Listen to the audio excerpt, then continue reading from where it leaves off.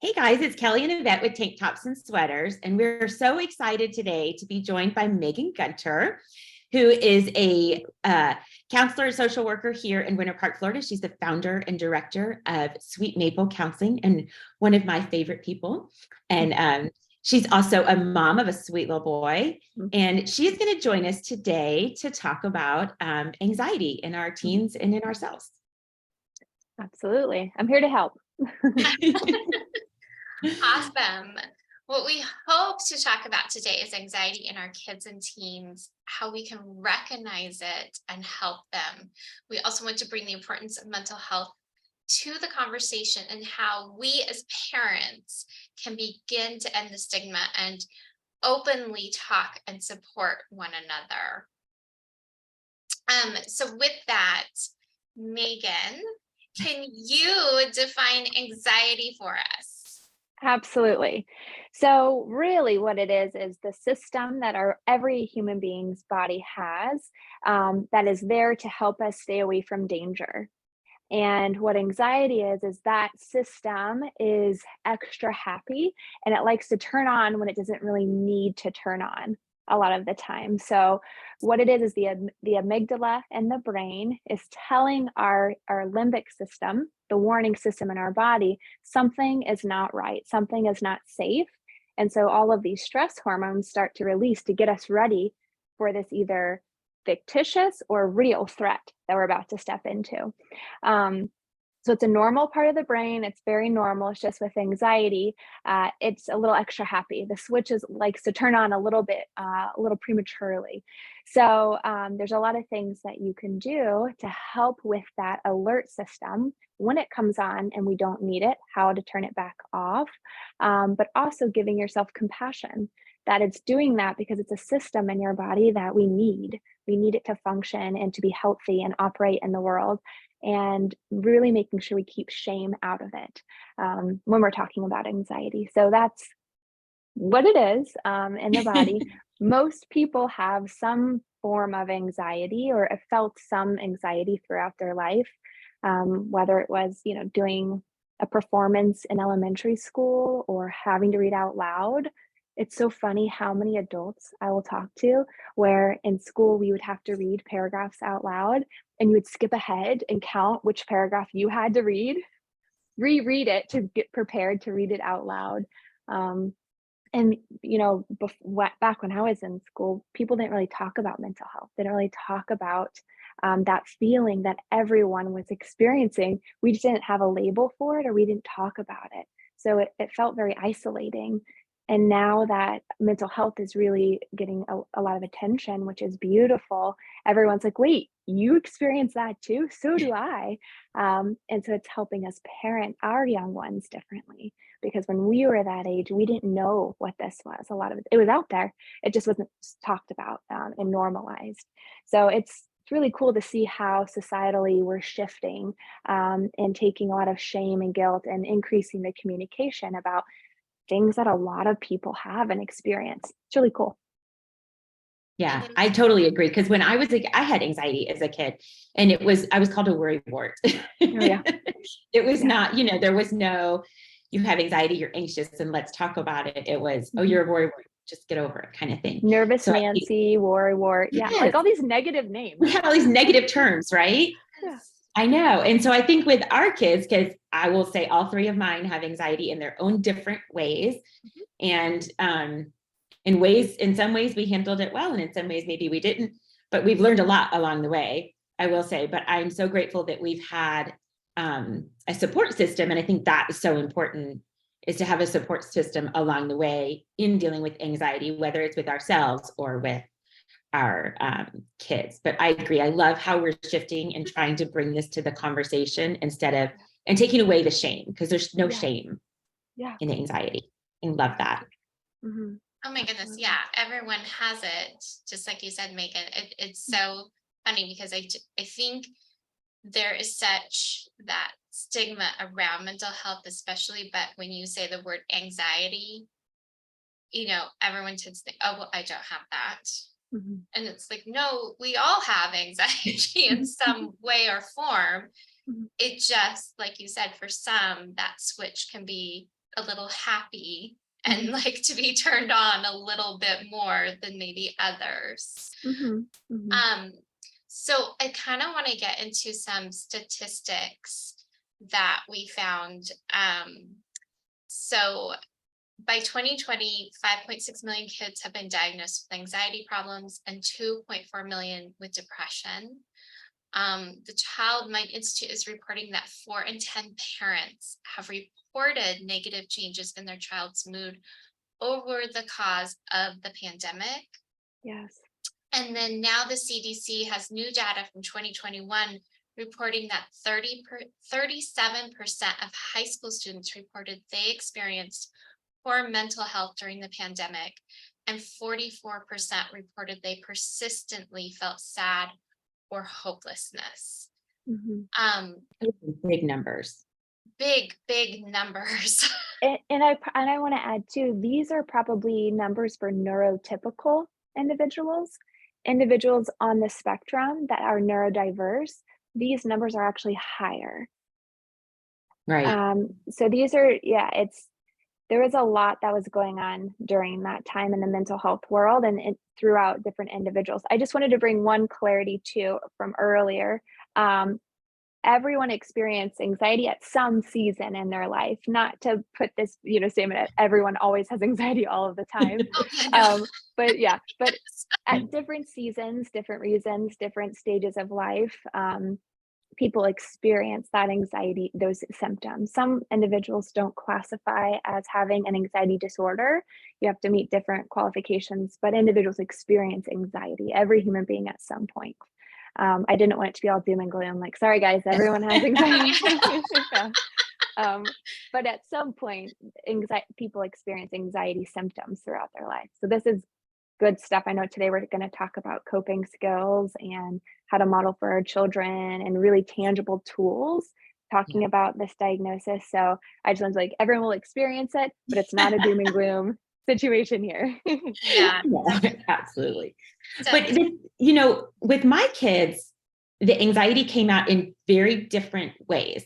All 3 of my kids, very distinctly different. So when we talk about anxiety and signs, like there's a variety of them. So like as parents, what are the signs that we should be aware? Like this is maybe not just a normal anxiety. Maybe we need a little bit of extra help. Absolutely. And to be really transparent, even just a little bit of anxiety as a parent, we can step in to support in an appropriate boundary. So, with little kids, it's little elementary age children, usually it looks like anger because they don't have the emotional intelligence level to say, Mom, when you asked me to introduce myself to my aunt, it makes me feel anxious and uncomfortable.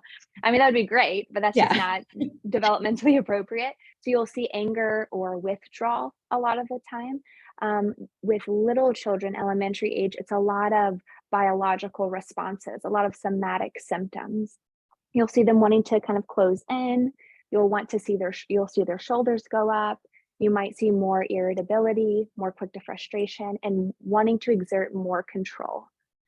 With that limbic system firing, with that cortisol and adrenaline going, they feel unsafe and they want to get control. So you might see more behavior like grabbing toys or not wanting to share and not wanting to do activities they typically would engage in independently. They're going to want to have more control of a situation when we see more anxiety. You might see more clinginess to behaviors when you're dropping a kid off at daycare, things like that. They're going to want that nurture, that connection from a safe adult. With adolescents, you're going to also see that anger, which is pretty normal in that age demographic, but a lot of withdrawal. And unfortunately, I'm noticing right now within my sessions and within the practice, a lot of teens are going for distraction. So they'll go to social media, where they will have momentary reprieve of those anxious feelings, symptoms, thoughts by kind of scrolling and numbing the core symptoms of what's going on, not actually bringing healing to it. So the problem with that temporary distraction with social media is when we're done with that, all of those symptoms are still there. So we'll see with teens, another symptom with anxiety is more withdrawal, more wanting screen time, not wanting to engage in activities they typically were wanting to engage in before, and more anger for teens. With adults, you'll see a lot kind of similar to elementary age. We want to control more, which is pretty interesting that happens. We want to control more. You'll see individuals really be rigid with their behaviors, their body language, their tone. Tone is huge to pick up on how an individual is feeling. So as a parent, it's really important to pick up on those verbal and nonverbal cues that your child's trying to communicate to you. And a theme that I always share is behavior is a form of communication. So really look out of what your teen or your child, or honestly, even your partner or yourself, what you're showing, that's a symptom of how you're feeling. And so keeping that in mind, it's not always just about what your teen or your elementary age student or child is really saying. It's what they're doing. That's important. Right. And it's also, everyone reacts so differently. I think it's, with me, it was like, I knew one had it, and then, oh, those symptoms are different. Is this the same, but it is, like you said, it's their age, and it's just kind of what they go to too. Yeah. But And their personality. Yeah. And their personality. Absolutely. Yeah. But a lot of the body language, like I wish I had known then what I know now. Yeah. I feel like that's the story of parenting, right? Yes, it is. Like, I wish I really knew that at that stage, man. Yes. It cannot be more true.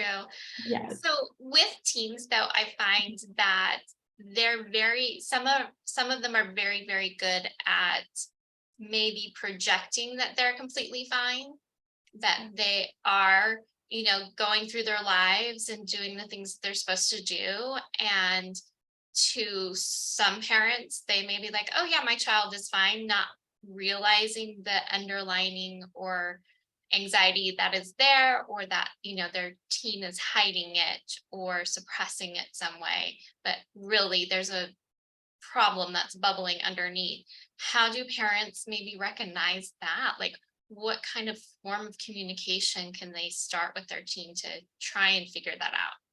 That's a great question.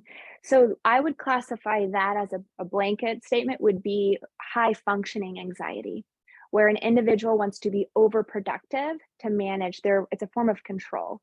I'm going to outdo my anxiety. So they look like straight A students, they look super compliant, they look like an easy child because they're trying to outdo that anxiety.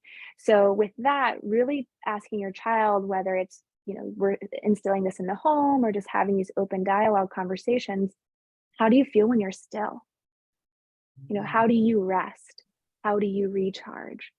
And this is more of a cultural shift that we need to lean into because we measure worth on productivity, and we're starting to see a shift, which is incredible. Finally, that we're not basing value on productivity. But we're still not where we actually need to be, and especially in the school system. And I won't get too tangential here. I'll stay focused. But we base a lot of value on productivity and how much we're doing in our schedules. And so for a parent, when a teen's like, I'm not anxious, but you're noticing they're getting A+, but they're still stressed out about school, or they're rigid about scheduling, you're not noticing that peace within them, or that patience or that stillness being activated. That can be a warning sign. If your child's always doing something, that's a warning sign that it's like over anxious productivity is really what's happening. Yeah. So like not being able to take that time to just have that downtime or that me time or something like that. It's just a constant gotta do. Absolutely. And then when you see them resting, it's almost this burnout type of resting where it's, oh, I can't do anything right now. I'm overwhelmed, which they probably are. They probably are overwhelmed, but they're not realizing that they're overwhelmed because they're trying to be overproductive to manage the anxiety that they're feeling. So as a parent, just being aware of those behavioral symptoms and then having that dialogue of, I notice you basically go 100 miles an hour until you can't, and then you're just done. Let's talk about a healthier balance.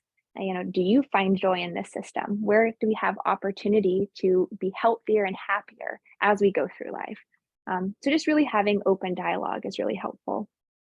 I love that. Where do you find joy? I love that. So how do we, now I have my own set of coping skills I help my kids with, but, and we can share some of those, but how do we as parents start to help them cope with their anxiety in those moments of high anxiety or panic when their, limbic system goes like fight or flight? Yeah.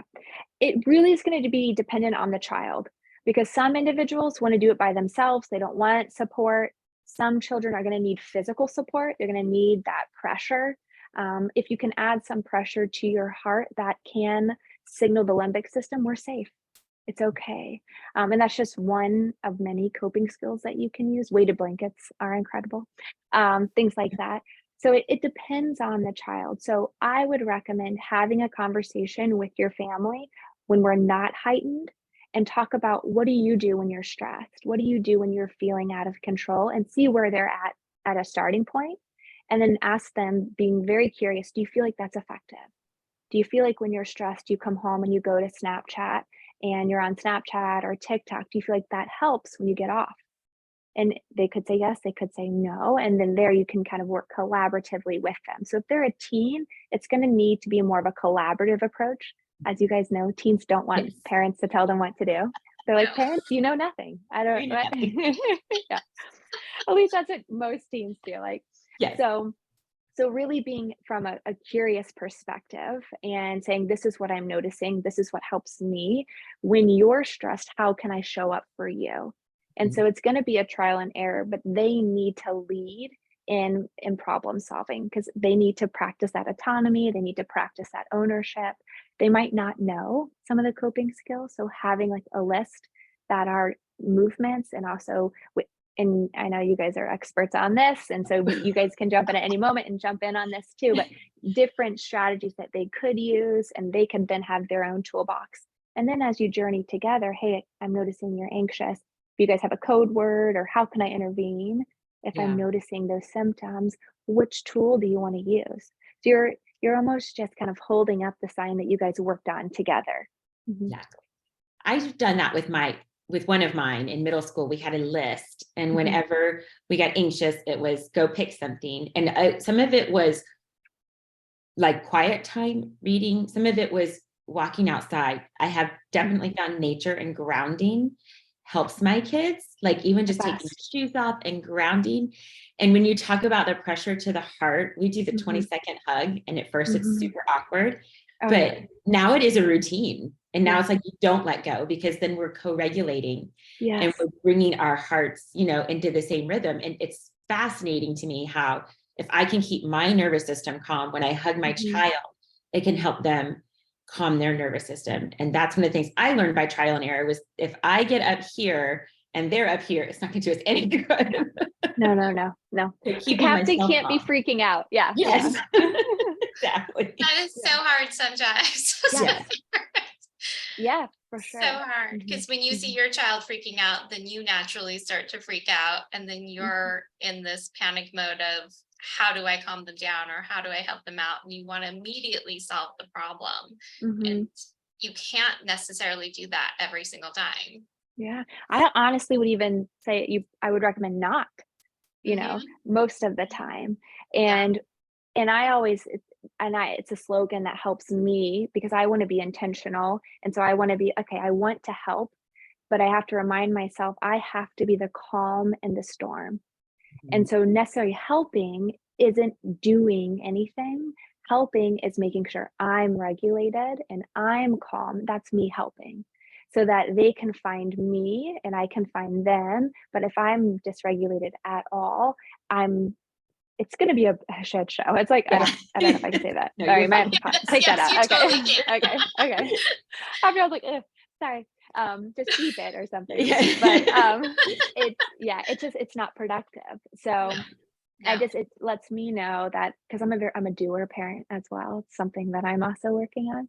And so I'm like, I'm doing something by not doing something. It's a choice. Right. And I'm choosing that, and I'm doing me a favor and him a favor. I have a son, by finding calm. And so that's how I'm doing something. So just kind of shifting that perspective can be helpful when you're like, I want to help. I love that. Go ahead, Yvette, sorry. Oh no, I was just going to go back to teens for a moment. And you said, like mentioning how teens don't want to listen to their parents. They don't want to take the advice, which we all understand. We were all teens once.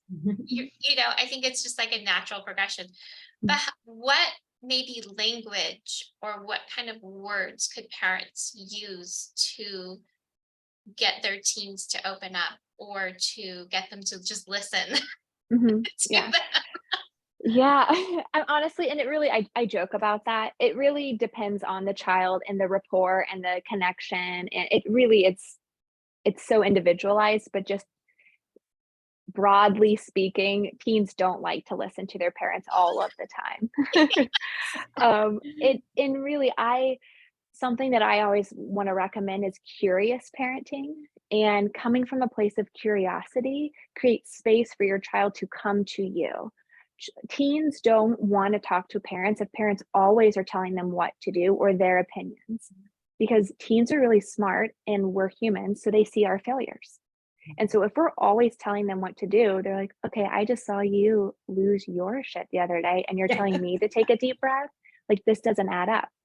And so really coming from a curious place, so we're not telling them what to do or always sharing our insight. It's more of a collaborative approach and really being curious. And that's kind of what I mentioned earlier of, hey, I notice when I get anxious, this is what I do. Tell me what you currently do. So we're not, from the get-go, we're asking them, what are your solutions? And not from a place of we want to judge them, but that's amazing that you already have some form of solution. And so it's really partnering them with them, especially with that teen stage of development, because it's really hard for them biologically because they want autonomy, but they can't have full autonomy yet. So it is really hard chemically for them at this stage anyway. And then societally, being a teen is really freaking hard too. So then having a parent where we're like, let me tell you how to solve your world is just really complicated for a teen to receive. So that being curious piece, I have seen in the practice help so much with that parent, child, or teen rapport. I love that word curious, because that's what I've been saying too, even about my own things that I'm feeling. Like, I'm curious as to why I'm feeling that. Why is my body telling me there's something wrong? What's going on? And so I love that curious, because like you said, it opens that conversation instead of telling them. It's, I'm curious as to how you're dealing with that. And then you can kind of say, is there anything I can do to help, or how can I best support you? And curious has so much compassion in it, right? Curious is like, I want to know you. Curious isn't coming from a place of I necessarily have all the answers. It's just, you matter. I want to know your story. I want to know you. I want to know your coping skills. And so it's such a safe haven space when you come to especially a teen in a curious perspective. They're going to be able to receive you so much easier. I agree. It's actually really cool. Yeah. I'm fascinated with the word lately. So yeah. Just being curious with everything, and I do think it's, like you said, it gives them that you matter. Like, I'm curious because you matter, because I love you, because I care about you. I'm curious, not because I want to control you, right? Or I'm going to tell you everything I know. I don't know. I'm curious. Yeah. I love that. And the fact that you're saying that curiosity comes from compassion. Yeah. And that's completely true. And Kelly, turning it onto ourselves as well. And I think as parents, maybe sometimes we don't always do that. We're not checking in with ourselves of, how are we being curious to ourselves? What are we doing in those times of panic? What are we doing in those times of, stress? How are we modeling for our children how to get through those moments? Well, and I think when we do kind of lose our shit and they see it, being able to say, yeah, I did, and I probably could have handled that better. Yes. Yeah. Or asking them, how do you think I could have handled this better? Maybe opening it up that way. And kind of, Kelly, what you were saying, just modeling that curiosity. Like, wow, I totally did not handle that well this morning. I was running late, whatever it may be. And they're watching you with modeling self-compassion. That was interesting. I wonder why that was so triggering for me. maybe because of X, Y, and Z, I probably could have tried this intervention a little bit earlier. That's okay. It's all part of learning. Failing is Yeah. part of learning, and that's okay. So I'm going to take that experience and I'm going to learn from it. And so you're just almost like you're thinking out loud, and your team, and they'll pretend like they're not listening, but they're listening, and they'll watch you model that self-compassion work and really being intentional that it's not, man, I really fucked up this morning. It's Right. like, wow, like this morning was challenging. I wonder why. And then practicing that self-compassion and reflective work, you're modeling that for them. Going Yeah. back to the behavior piece that we talked about in the morning, behavior is symptoms. It's a communication of what we're feeling. Your kids pick up on that Mhm. better than we know. They know all of our micro behavioral Yes. movements. It's fascinating. Like, they're experts on us. It's fascinating. You could say not a word and walk into a room, and your child would know if you're sad or hurt or upset. It's fascinating. And so being able to verbalize that and talk about how you're feeling and why maybe you're feeling this way and what you could do with that, you're modeling that for them. So, and you're letting them know it's okay for you to do this too. So And I think it's really that cool. changing the stigma, because like in my generation, like our parents did not, Mhm. if they were mad, you just knew to avoid. You Yeah. didn't talk about it. You didn't have a conversation. It wasn't like, this is how I'm handling it. I'm having a really rough time. There was no conversation about feelings Mhm. happening. It just was a separate thing. So I think the hardest thing for us to learn was, I do need to model it for them. I do need to say, yeah, I am really super stressed out right now, or I'm Yeah. really ticked off that, this happened at work. But to be able to say, like, I have these feelings too. And like you said, sometimes I handle them right. And sometimes I can say, you know what, I didn't handle that right, but Yeah. what could I have done better? I should have Yeah. done this.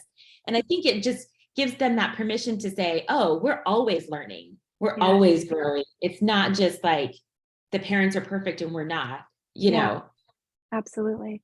Yeah, and perfect isn't the goal. Yeah. Yeah. Oh, so Yeah. going with Yeah.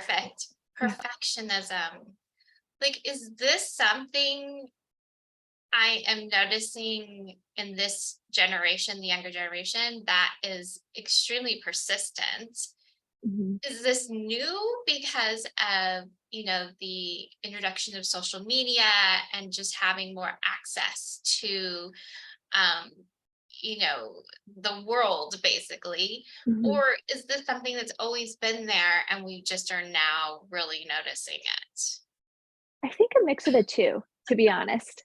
And Yeah. that's like with most things. I think this has been going on, but because we have social media, it it's in everyone's faces now, which is a good thing because then we can bring awareness and conversation and tools to those who maybe would have not wanted or known to reach out for those things or known even where to get those resources, back in the day. So it's a love-hate relationship with social media, more of a hate, but some love Yeah. is there, where more resources are more easily available, excuse me. But definitely more perfectionism, a lot more comparing our who we are to others, especially during the pandemic, where really we were only getting connection through social media. And as you guys know, social media is just a reels of the most positive things going on in our lives. Typically, people, especially in the teen demographic, aren't displaying their hardships virtually online. There are a few things that are coming up. I think it's an app where you post the what's happening in that day or in that moment. I don't know. I'm too Oh, old yeah. to Be realize that. real. Yeah. Yes, be Be real. real. Thank you. Look at you. I love it.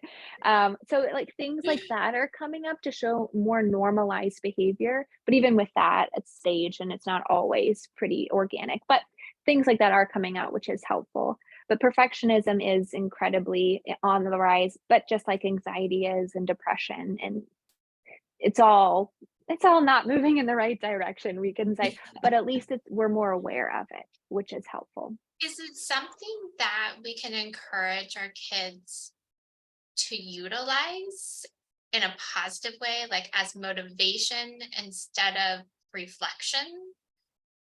Social media or Perfectionism. oh. Well, I kind of, yeah, we can for sure.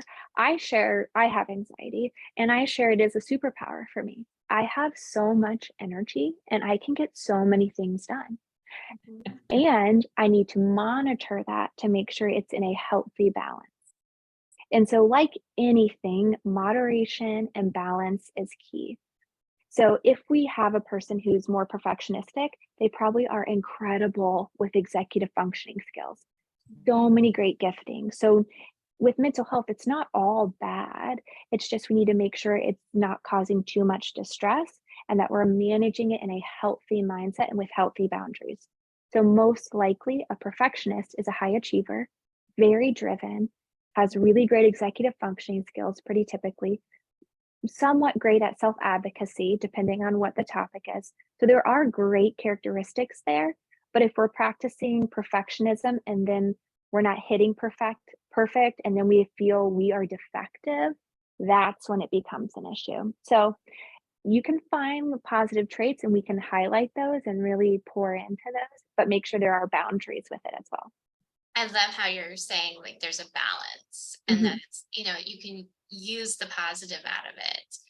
Um, and I think that's sometimes really, really hard because mhm. it's so easy, and I don't have the explanation of why, to think of it negatively.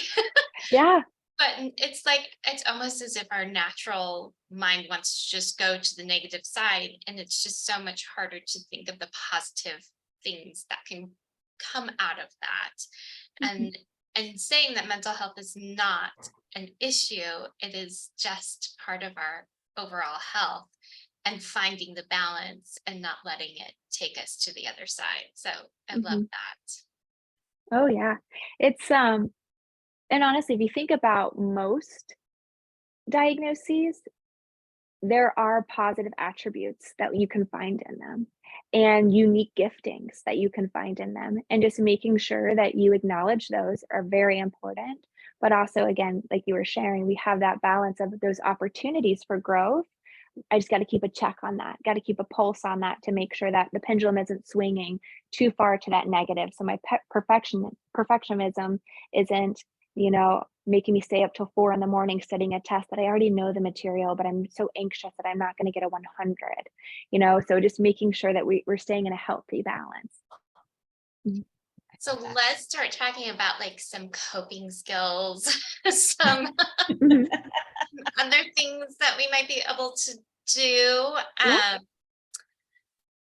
I know we talked about breathing and grounding, Mhm. whenever recognizing, co-regulating, but I love supporting, empowering, changing the conversation. Like, Mhm. how do we? I think that's another thing, is changing that conversation from the negative to the positive. Mhm. Um, when someone is like having an anxiety attack or a panic attack, um, is there a certain words or certain things that you can do to help them maybe change their perspective? Mhm. My it's so every individual so unique, so it's hard for questions like that, but my typical response is validation, is letting them know they're not broken, they're not faulty, they're not bad. If somebody's having a panic attack, letting them know you're I'm with you, you're safe, we're gonna do this together. And if they're having a panic attack, particularly, not a lot of words because their limbic system is firing. And so the left side of the brain likes to shut down where logic and learning and language is. So if we're talking a ton, especially like, let's talk about what you're feeling. Let's talk about, like, that's not the time to do that. That could actually exacerbate the anxiety they're already feeling. So really just being there for them, being again that calm in the storm, being that anchor for them when they feel like those monsoons are washing over them, that's the best thing that we can do as a support system to individuals that are struggling with really most mental health issues. Mm, And then movement. We are yes, That's what beings we're big of on. movement. yes. Yeah, I mean, you mentioned grounding. That's my favorite. That is my favorite Yeah. coping skill. Getting outside, taking my shoes off, getting in grass, getting in sand, feeling the wind, smelling what's around me, touching the grass. I mean, bringing all those senses to the earth and where I'm at sometimes I just lay down. My neighbors probably think I'm insane, but just like lay down in my front yard and just look up. Oh, it's so freeing. It's amazing. Yeah. So grounding is like my number one coping skill. I know. And I have found too, like, and I've actually done this with some clients, instead of saying we're grounding, we stand up and I have them balance on their heels and then balance on their toes and then try to find the balance in between. So they feel like they're pulling up through their arches, and something about that, really feeling the heels and really feeling the toes kind of like calms. It's a calming thing. And it's not so much like I'm trying to ground you or I'm trying to help you ground. It's more of, we're trying to find our balance. Yeah. Yeah. So that's one amazing. of the things that I love about taking grounding to a different place. That's I also beautiful. loved, Kelly, we talked about the other day about just resetting the nervous system. And one of the things you were telling me is putting your hands, like laying down on your back and putting your hands behind your head, kind of, giving a little pressure to that brainstem right there, and then looking to the left and then looking to the right, but just keeping your head still. I find that was incredibly, like, afterwards I was yawning. I was like, oh, that feels so good. That's what it feels like to reset. Yes. And so just those really simple things I find are so beneficial in many ways. Stretching. I love stretching. I feel like every so often I just need to take a moment and just stretch. It's like my muscles are twitching and everything just wants to stretch out. It's kind of weird, but I love that. No, it makes sense. Yeah. So I have one more quick question. So if there are parents out there that are listening and they feel like their kid has more anxiety than they can deal with, like, what, obviously recommend go see a counselor, but what are those signs that you're like, okay, we need some additional help? If your kid's coming and telling you that they want to talk to somebody, that's the biggest sign that we could probably have. Yeah, please help me. So if they're coming to you and asking for help, definitely I would go find a practitioner to support them.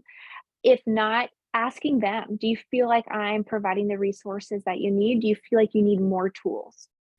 Again, you're not broken. There's nothing wrong with you. Think of it like we're fixing we're building something, and you just might not have the tools yet to complete what we're building. So do we need to add to your toolbox? So conversations like that, and checking in pretty regularly of noticing how they're doing, going back to that curiosity piece, noticing how they're functioning, noticing how they're engaging with the family system or not engaging with the family system, looking up on those micro cues behaviorally can kind of let you know we're not seeing them kind of reintegrate back into their normal functioning. It's been about 2 weeks, it's been about 3 weeks, I'm not seeing that reintegration. Let's go get some support so that we can get them functioning at their higher level. So basically, to summarize all of that, if they're asking for help, definitely I would go like honor that they're being so brave and asking for more tools. That is incredibly impressive. So if they're asking for it, and then if you're noticing we're still seeing a lot of those maladaptive behaviors or behaviors, you just see them struggling still after you're already having these conversations, you've given them some tools and you still see that they're struggling, then I would see a provider. We just need different tools. Right. I love that. And so Yvette and I are trying to, with tank tops and sweaters, kind of change end the stigma and kind of bring the conversation to the forefront about mental health in ourselves and our kids and our families, and kind of that's our hope with tank tops and sweaters. But we are curious to see what do you hope to see? What changes do you hope to see for our kids in the mental health world? I'm aligned with you guys. So all of that. And I would love to see our children grow up to be adults who have higher emotional intelligence levels than we did, would be my goal. To where I don't want my son to not know that he has X, Y, and Z, or struggles with X, Y, and Z, and feel like there's something wrong with him and that he just has to deal with this. I would love for the next generation to feel comfortable asking for help, normalizing that nobody is perfect, and that it's okay to ask for help, and there are tools out there to support you. And it doesn't mean you're bad or weak or wrong. And so really my hope is that more conversations around mental health, less stigma, which we're moving in that direction, and more tools accessible, just like this, more tools Yes. out there so individuals feel empowered and not helpless or broken. That like, okay, I woke up with anxiety, I watched Tank Tops and Sweaters. They told me I could put my hand here. Wow, like this is helpful. Like just as an example, like this is Yeah. awesome. Like now I can enjoy my day more. I'm going to be a more productive individual, not necessarily with doing things productively, but being peaceful and content throughout the day now. That's how I measure productivity, is how peaceful and content I've been throughout the day on the tasks that I'm completing. And so seeing more of that, we're moving in the right direction. Yeah. I love that. I love that, changing that productivity to finding that peace and how did I make it through the day, instead of like, I had this checklist and how many things did I check off today? Yeah. Yes. No. Yes. I love Thank you. that. Thank you, because you've opened my eyes in so many different ways. Just, I love the curiosity piece of just, bringing compassion and being able to open up the conversation in a different way. I think with teens especially, that's a hard one Yes. to do. Yeah. But allowing them also to see their parents as not perfect individuals, and Yeah. how do we handle our own mental health is such a huge piece to this as well. Mhm. And yes, like hoping that in the future our younger generation can definitely be emotionally more grounded and capable and stronger, and open to the conversations instead of hiding it all behind closed doors. Yes. Yeah. Let's get rid of the shame, please. Yes. Yes. Yes, absolutely. Yeah, and that's it, and kind of what we were talking about earlier. I know you guys are wrapping up, but and I could talk for years about this, so I'll keep that in mind. But just being open, before everyone was always measured on productivity and how much they got done through the day, the checklist you mentioned, or how much work we were doing, but really shifting that to like, how much do I know myself? What does bring me joy? Again, going with that, I should just make a shirt that's just, are you You curious or should. something? I don't know. Yes. No. Yes. I don't know. But it was just really in all things, just being intentional and being true to figuring out, people say be true to yourself. But the first question should be, do you know yourself? Do you know how you find peace? Do you know what movements you need to make? Do you know what movements your body likes? Do you know how you like to exercise? And so just being really starting with yourself, even if you're a parent or not a parent, starting with yourself, of really getting to know yourself and love yourself, then you can really let that go into other areas of your life. That's what I would love to see, is people being confident in who they are, not to say we don't have flaws and don't not acknowledge them, but be confident in loving ourselves. I don't think our generation was encouraged to love ourselves, to be honest with you, um, at all. And so Yeah. seeing that shift and just like we're doing our best, we're proud of ourselves, and let's love others and love ourselves really well. Yes. Yeah. We just had this conversation about heal thyself. Yeah. Yes. Because it's kind of like when you get on the airplane and they say, put on your oxygen mask before you put on your kid's oxygen mask. And it's that I feel like that with my own nervous system. Like I've had to heal my own nervous system before I can help my kids heal theirs. And that comes back to that co-regulation too. But I just think it's huge. Like you said, knowing and loving ourselves and setting that example for our kids, that's where the shift comes in. Absolutely. And that's you're showing yourself respect. And then you can respect your children, and then your children can respect themselves, which is a crazy I thought know, to right? have. It's And like, how can we expect them to respect themselves if we don't respect our own selves, yeah, right? yeah, Yes. yeah.